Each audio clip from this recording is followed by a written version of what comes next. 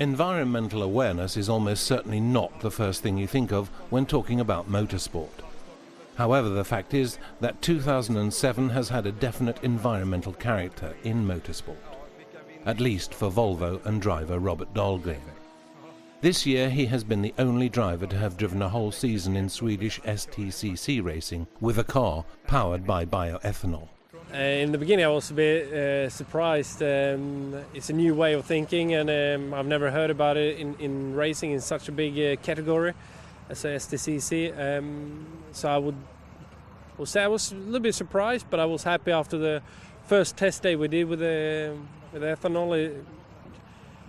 We went very quick and broke the lap record on our test track, so no complaints.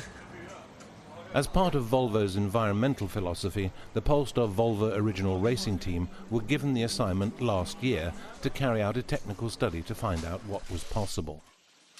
And this year, Robert Dahlgren became a pioneer within STCC racing when he started with E85 in the tank. After 2 wins in the first 2 races, success was a fact. What we really wanted to achieve was to show we could be the first with green racing, E85-fueled, and then we hope for some good results after that. And as you know, we won the first race, which was absolutely fantastic. That was our message. When the final race of the season in the STCC took place on the 30th of September, Robert Dahlgren had already secured a place on the podium. And despite driving off the track on the first curve, he finished in overall 2nd place. I must say I feel very good. Excellent, actually. I mean, I'm proud of working with Polestar Racing and proud to drive a Volvo, and just now the first thought I had when I jumped out of the car was next year we'll beat them. I mean, it's a win for Volvo. We can present a good car, a green car. We presented a car that competes in green racing, so we're going to put pressure on the other teams. It's going to go that way. A 2nd place in the competition, but perhaps a 1st place in environmental thinking.